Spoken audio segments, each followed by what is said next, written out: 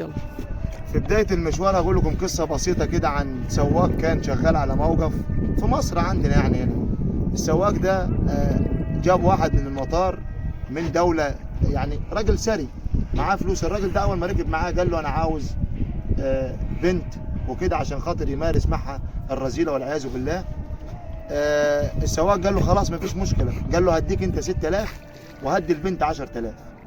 خد بعضه السواق وقعد يلف، طبعا ما لقيش حد. روح البيت حكى لزوجته على القصه اللي قال له عليها الراجل دوت اللي هو الثري. فزوجته قالت له وهي المشكله اطلع انا اخد ال 10000 وانت خد ال 6000 يبقى 16000 بتاعتنا. للاسف الشديد جهزوا بعض، والراجل اللي هو السواق ده خد بعضه وراح يجيب الراجل الثري ده وهيطلعوا على الشقه عشان خاطر يودوا زوجته للمكان دوت. راح جاب الراجل دواتي اللي هو الثري اللي هو السواق، جاب الراجل الثري وطلع على الشقه. وهو رايح الراجل اللي هو الثري طلع فوق لقى الست للاسف الشديد بطنها مفتوح ومتاخد جميع اعضاء جسمها وانتهت. نفعتك ال 16000 انت وزوجتك، خربت بيتك وخربت كيانك.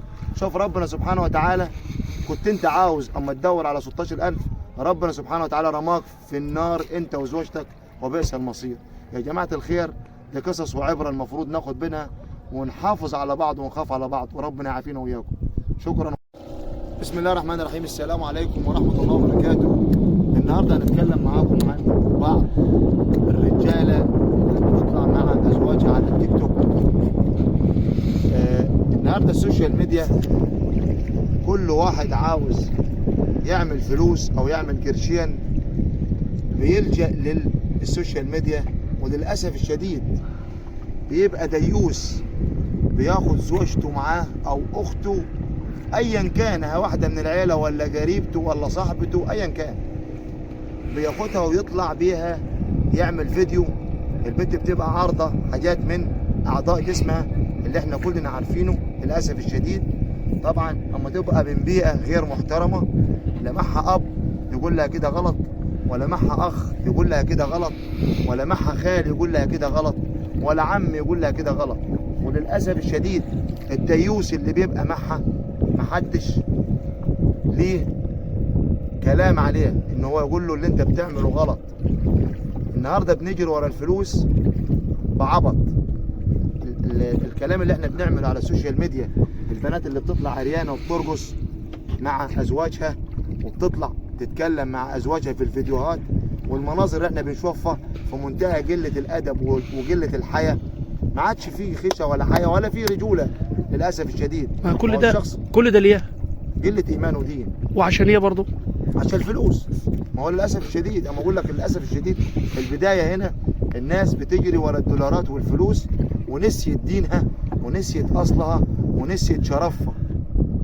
البنت اللي بتطلع على السوشيال ميديا عريانه وبتطلع ترقص ولا زي ما طلعت الكلمه، وبتطلع تظهر مفاتنها وتظهر جسمها للعالم يتفرج عليها عشان خاطر الماديات، بكره ربنا هيولع فيك بجاز انت واهلك. للاسف الشديد الراجل اللي بيطلع معاك وبيضحك معاك وبيهزر معاك على النت وبتطلع وانت عريانه، ده انسان. ده والله العظيم 3 كلمه انسان دي حرام ان احنا نقولها عليه. ده بيبقى كلب ديوس ان انت تطلع مع واحده ان كانت اختك ولا زوجتك ولا بنت عمك ولا ايا كان قريبتك وخلاص، لان مالكمش اهل، وتطلعوا على السوشيال ميديا تعرضوا احنا عندنا عيال.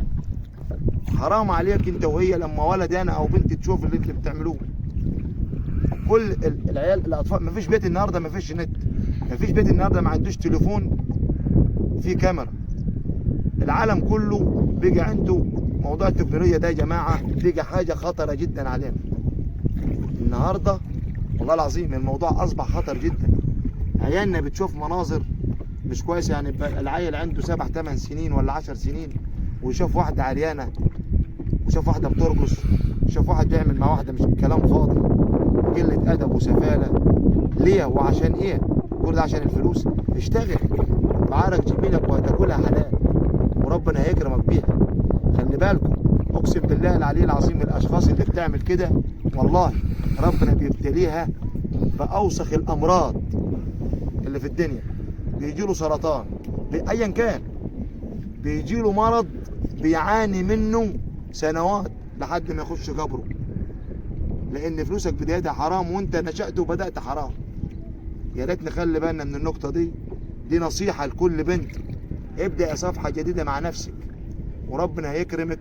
وحافظ على أهلك، يعني لو أبوك راجل كبير مش اما يشوف الحاجات دي ولا أمك ولا أخواتك، انت حافظ على روحك وحافظ على كيان أهلك. لأني أنا عاوز أعرف حاجة واحدة بس، اديني راجل، الله أكبر الله أعظم الله أكبر والعزة لله حسبي الله ونعم الوكيل. عاوز راجل واحد بس أو شاب شافك وانت جالة عريانة هيتجوزك أو يرضى ان انت تكوني أم عياله. مستحيل مستحيل.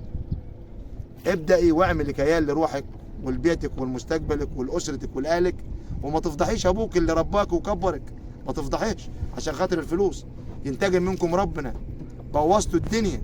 شكرا والسلام عليكم ورحمة الله وبركاته.